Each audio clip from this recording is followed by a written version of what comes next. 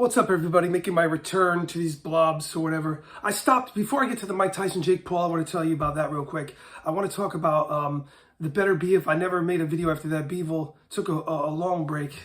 A lot of you probably went on there. Well, the people that thought that Beterbiev actually won are probably like, aha, look, you were wrong, blah, blah, blah. But I really thought, because I believe still that Bivol won the fight, and I get it, a lot of people believe it was close. In my opinion, it was more one-sided, not one-sided, what's the proper word? It looked like to me, it appeared to me, and I feel comfortable saying that Bivol was at least ahead by 2 points.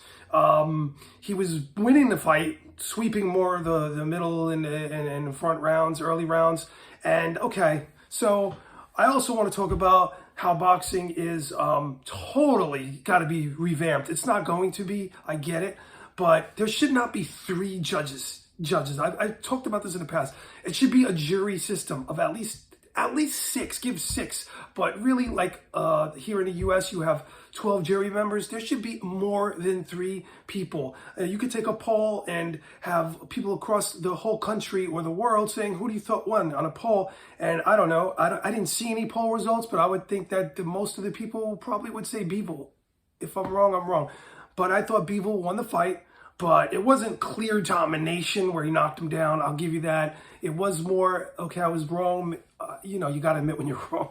I thought it would be much more a clear sweep of 12 rounds, maybe 9 rounds. It wasn't. Beterbiev went forward. He really wanted it. He took advantage when Bivol took later in the rounds where he became more relaxed. And he was fatigued. Beterbiev stepped it up in those rounds, and he did win some of those rounds. But again, I think that Beterbiev lost the fight. That being said, we just need more judges. There has to be like a jury around that ring apron, maybe 3 on each side. I don't know. There should be 12. That would be great, but 3 just doesn't cut it. There's a lot of corruption in boxing. But anyway, moving on. I feel good about my pick. No one's going to convince me. I think that Bivol won the fight, clearly. And I'm always honest. I'll tell you if I thought he lost. Just because some man, whoever the person was, says that he didn't, I'm not going to go for it, because boxing has a history of corruption, and it's just unfortunate that a lot of the fans just get screwed. Nice espresso shot. So the fight tonight, I think tomorrow night, I'm going to be about 32,000 feet in the air on a red eye, but I got to tell you, this fight, I talked about it. I said it wouldn't happen for a while, or it wouldn't happen at all, and here we are. Oh, after all those videos I made, I think the fight, Tyson, I think it's great. He's making money because I'm a Tyson fan, but I won't be watching live. I'll watch the highlights. I think it's rigged. I think it's fake. Who is believing the fake smack? It's wrestling. People, who is believing this? Tyson was already on his way out, even in his mid to late 30s. You could go back and look at the footage. He would gas. You could put him in there against B fighters like Kevin McBride. Who else? Danny Williams. I'm doing this off the mind. I have no notes in front of me, so forgive me if I say a name wrong. He was already done back then. Now he's almost 60, and you're telling me he's going to go in there against some C-level fighter and win a legit fight? This is all made up. This is all for clicks. This is all for buys. I get it. It's not a pay-per-view, but it is a pay-per-view type of situation, because the idea is for Netflix to get more subscribers and more growth. So this way, by throwing this fight on, you get more subscribers. And it's the same thing as pay-per-view, because you're paying to watch it. If you don't have Netflix, you got to go buy Netflix. You got to buy a subscription to watch the fight. If you're in the middle of nowhere, in the middle of the country, or somewhere in the world, you got to buy Netflix. You got to get a membership. You got to subscribe, right? So I get it. It's all about money, but it's fake. This is not real. The smack was so fake. And by the way, Tyson to me looked so bizarre from the profile. When he walked up to Jake Paul and smacked him, it looked weird. It looked like he was wearing a mask. It didn't look real. It looked like a Halloween mask. It was so weird. He looked really bizarre to me. His body from the front looked great, of course. That I don't want to say the word, but he's using something, right? He admittedly said I think he wanted to look like the Brazilian Jiu-Jitsu retired fighter. He said he's in his late 30s or 40 and he looks like that. I want to get on that stuff. Testosterone or something, I don't know. TRT, but whatever. He's looks great. He looks healthy.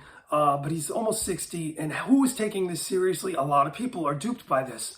There's no way this is real. The smack was fake. It was theatrical. The acting was awful. It looked like something out of WWE. None of this is real. Maybe they came to a consensus with the teams and the sit down. I don't know. Maybe they have a contract. I don't know. Or just some type of agreement behind the scenes where it looks good for both fighters. Where it doesn't look like Tyson knocked Jake Paul out. Unless they plan that. These people are not stupid. Who's setting this all up? Maybe they will have a dramatic knockout that's not even real. Look at Tyson versus Bruce Seldon. Tell me if that shot was real. I think it was a right hook that never hit Seldon for the WBC championship. And that was when Tyson was really fighting. So imagine with this. You can go back and look at the YouTube video of that. Very suspect fight.